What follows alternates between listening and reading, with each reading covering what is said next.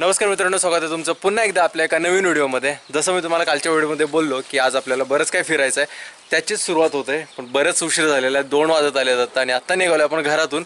तर by the way आज bike ride आपली बरीच होणार आहे, पण मी अगोदरच क्लिअर करतो बाईक राईड होणार आहे, पण आपल्याला बाईकवरती हेल्मेट घालायला नाही आहे। हेल्मेटचा कुठे जुगाड झाला नाही, त्यामुळे सध्या मी विदाऊट हेल्मेट असणार आहे। अगोदर सॉरी त्यासाठी। आणि जर तुम्ही कुठे जात असाल तर प्लीज हेल्मेटचा यूज करा। सो चला आता निघूया, बराच वेळ झाला आपल्याला, बराच उशीर झाला आहे। 2 ठिकाणी जायचं आपल्याला, त्यामुळे निघू पटकन।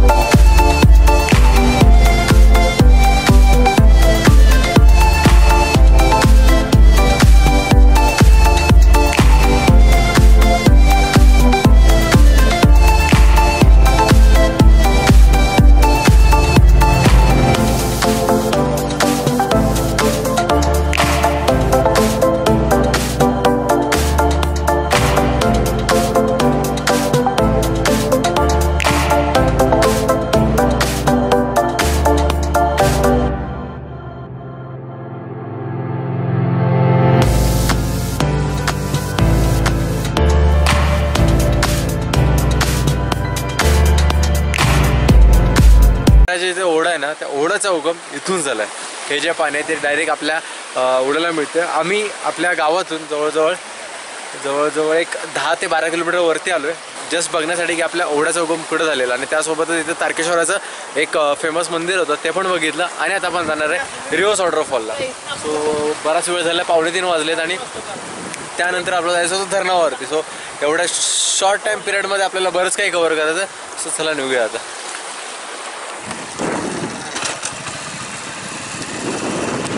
प्लॅनमध्ये थोडासा चेंज झाला आता। आपल्याला आपल्या सूत्रांकडून असं कळालं की वरती रिव्हर्स वॉटरफॉलला थोडंसुद्धा पाणी नाही आहे। सो तिथे न जाता आम्ही आता चाललो डायरेक्ट धरणावरती, मुरडाच्या धरणावरती चाललो आहे। कारण जवळजवळ 3 वाजत आलेत आता। मग इथून पुढे अर्धा तास वरती रिव्हर्स वॉटरफॉलला जाऊन अर्धा तास आणि अर्धा तास तिथे थांबणे, तो वेळ खूप आपला वाया गेला असता आणि तिथे पाणी पण नाही। त्यामुळे मग प्लॅनमध्ये थोडा चेंज करत आम्ही डायरेक्ट मंदिर बघून आम्ही निघालो आता मुरडाच्या धरणाकडे।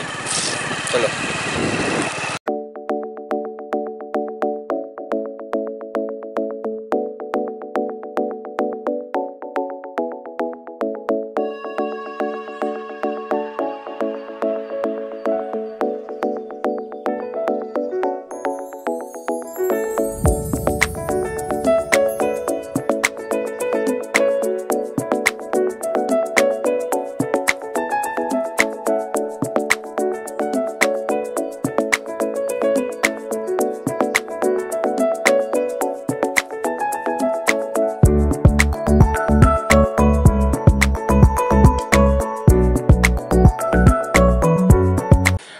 पोचलो आता एका ठिकाणी। आता नाश्ता वगैरे करायला थांबलो, कारण घरातून दुपारी जेवून आलो। त्यानंतर विशालने पण काही खाल्लं नव्हतं, तिथे वडापाव वगैरे काहीतरी पार्सल घेऊ आणि वरती जाऊन खाऊ आम्ही। सो तिथे अजून कसं असतं ना, जास्त बनवून ठेवत नाही, स्वतः वडापाव बनवतील इथे, मग ते घेऊन जाऊ। तोपर्यंत चहा वगैरे काहीतरी पिऊया। दादा ही बुंदी आणि फरसाण द्या ना जरा।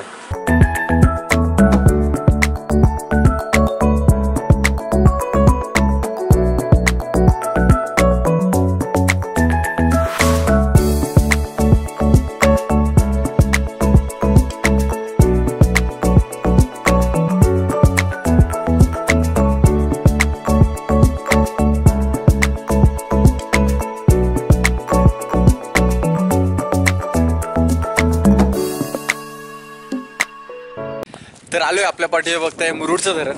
मुरुड म्हणजे तारळी धरण आहे रे. मुरुड गावामध्ये असल्यामुळे मुरुड धरण म्हणून हे फेमस आहे जास्त. तर मस्त असं फुल भरलेलं आहे पाण्याने. सध्या पावसाळ्या म्हटलं भरणार असते. आणि पुढे दरवाजे त्याचे पुढे दरवाजे आहेत त्यातून पाणी सोडले. पण सध्या आपण एकदम सेंटरला असल्यामुळे आपल्याला ते दिसत नाही पाणी त्याचं. तरी थोडंफार तुम्हाला मी दाखवायचा प्रयत्न करतो जे पाणी सोडलं त्यांनी. आणि मध्येच पावसाला सुरुवात त्यामुळे कॅमेरे बंद आतमध्ये ठेवावे लागतील. तोपर्यंत जमेल तसे मी टाइमलॅप्स शूट करतो आणि तुम्हाला दाखवतो.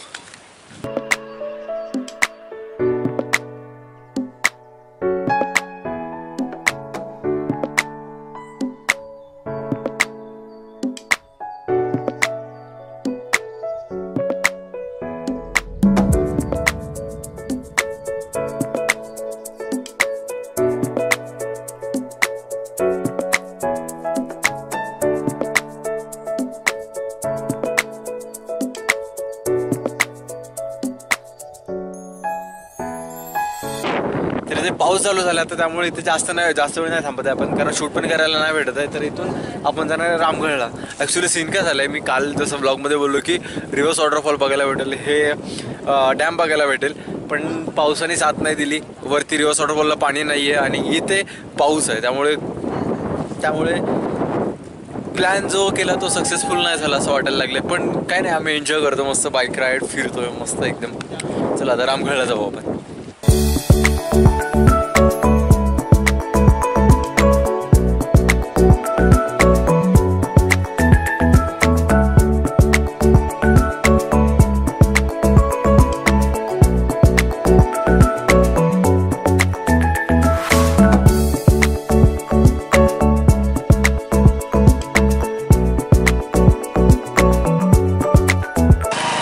जर कोणी आपल्या भागातल्या रामगडला येणार असेल या कोणी बाहेरचा आपला व्हिडिओ बघून या XYZ त्यांना कुठून माहिती मिळून जर रामगडला यायचं असेल तर गाडी बाहेरच पार्क करा.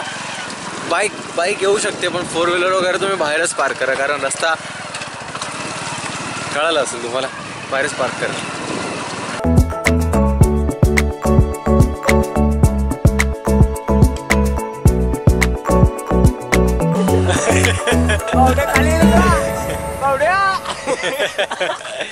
जर बाईक घेऊन येत असेल तर तुम्ही तुमच्या रिक्सवरती घेऊन या बाईक, कारण तशी आमच्या दोन्ही आम्ही पिलेन पाठी उतरून चालत चाललो वरती. बाईक अशाच वरती चढवतात. तर आय होप की उतरताना काय प्रॉब्लेम नाही यायला पाहिजे, कारण पूर्ण स्लोप असणार आहे येताना. जाते काय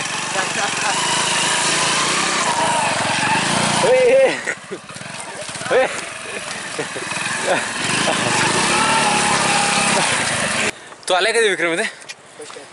फर्स्ट टाइम. मी पण फर्स्ट टाइम आलोय. एवढे कष्ट घेऊन फर्स्ट टाइम आलोय तर काहीतरी चांगलंच बघायला भेटणार आहे. कुठे गेलं? पडलं काय? नाही जेवढं चाललोय मी रिस्क घेऊन पुढे तेवढं रिटर्न येताना पण सेफली आम्हाला यावं लागणार आहे. घेऊ काय? तुझा ड्रायव्हर चेंज केलाय. मी पण थोडं ॲडव्हेंचर घेतो आता. माझी टायर सोडा, माझी चप्पल स्लिप होती.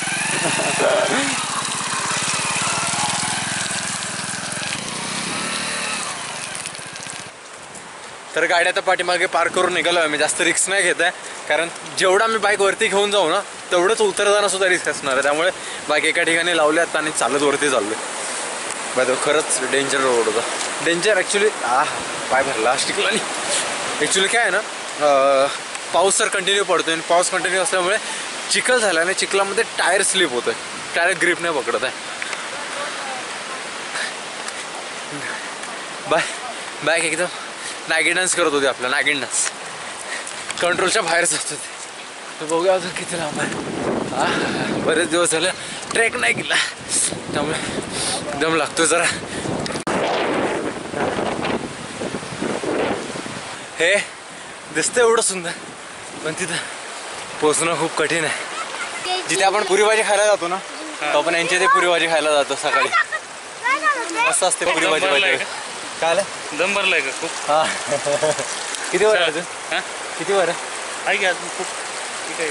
हा हाय बघण्यासारखं काय ना, एवढं लांब आलो तर आहे त्या दिसलं असतील तुम्हाला. तर काय झालं मला यार, त्या आजीबाई येऊन गेल्या आणि मला दम लागतोय. बाय द वे अर्धा रस्ता तरी आम्ही बाईक आणली. हे गाडीने आलेलं आहे. गाडी तर एकदम खाली लावली तिथून चालत आणलेत. हाय व्यायाम चालू करायला पाहिजे यार, व्यायाम. हो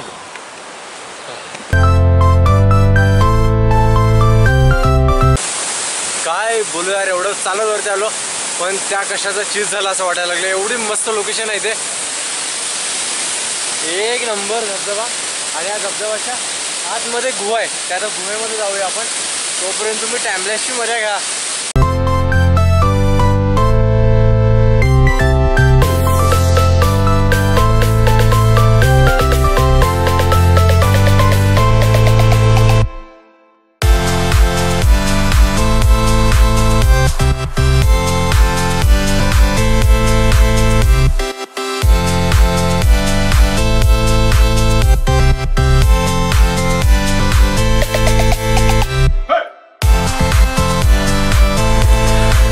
धबधबा वगैरे बघून निघालो आपण आता तिथून. ॲक्च्युली तिथे ना धबधबा एकदम जवळ होता, त्यामुळे जास्त काही मला बोलता आलं नाही. आणि बाबा होते तिथे, त्यांनी आपल्याला तिथलं थोडासा इतिहास सांगितला. पण तिथे पाणी जवळूनच पडत होतं धबधब्याचा आणि एवढा आवाज होता तिथे काय रेकॉर्डच नाही झालं. त्यामुळे मी या पार्टमध्ये नाही टाकलं. जर कोणाला तिथला इतिहास माहीत असेल तर मला सांगू शकता प्लीज, कारण ते एवढं जोरात बोलत होते तरी मला ऐकता येत नव्हतं. एवढा जोरात तिथे धबधब्याचा आवाज येत होता. एकंदरीत पैसा वसूल लोकेशन आहे. जर तुम्हाला मस्त असा धबधबा बघायचा असेल या भागामध्ये, ठोसेघर तर आहेच मोठा धबधबा, पण धबधबा प्लस गुहा वगैरे तुम्हाला बघायची असेल, थोडंफार ऐतिहासिक, तर एकदा तुम्ही इथे येऊन नक्की व्हिजिट द्या. मस्त अशी लोकेशन आहे. सो बाय द वे निघालो आम्ही आत्ता घरी. आणि आज काय झालं ना की आज बराच पाऊस होता, त्यामुळे जास्त काही शूट करता नाही आलं. रिव्हर्स वॉटरफॉलला मेन गोष्ट जायचं होतं, पण आपल्याला कळालं की तिथे पाणीच नाही आहे. सो या अगोदर मी 2-3 वेळा गेलो आहे, सेम माझ्यासोबत तेच झालं, तिथे पाणीच नसतं. त्यामुळे मग तिथे न जाता मी तिथून इथे यायचं ठरवलं.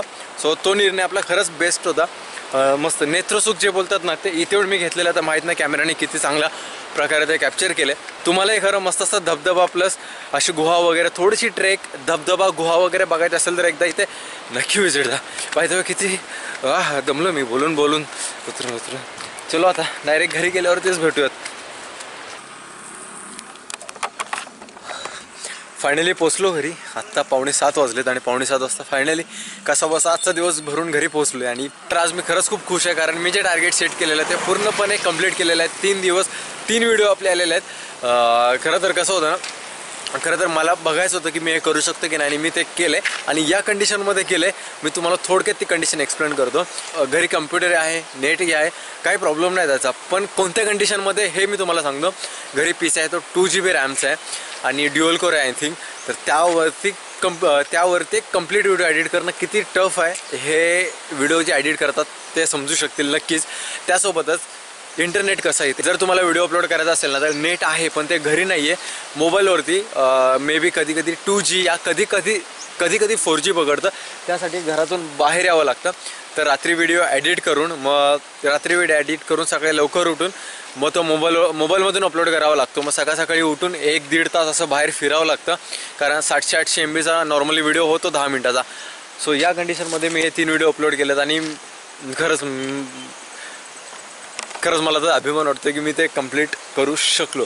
ओके, आपलं टार्गेट तर आपण कंप्लीट केलंच आहे. त्यामुळे सांगा मग तुम्हाला माझं हे टार्गेट कसं वाटलं. आणि जर तुम्हाला व्हिडिओ आवडला असेल, आजचं आय नो की जरा जास्तच बडबड झाली यामध्ये, तरी व्हिडिओ आवडला असेल तर एक नक्की लाईक करा, शेअर करा आणि सबस्क्राईब करायला विसरू नका.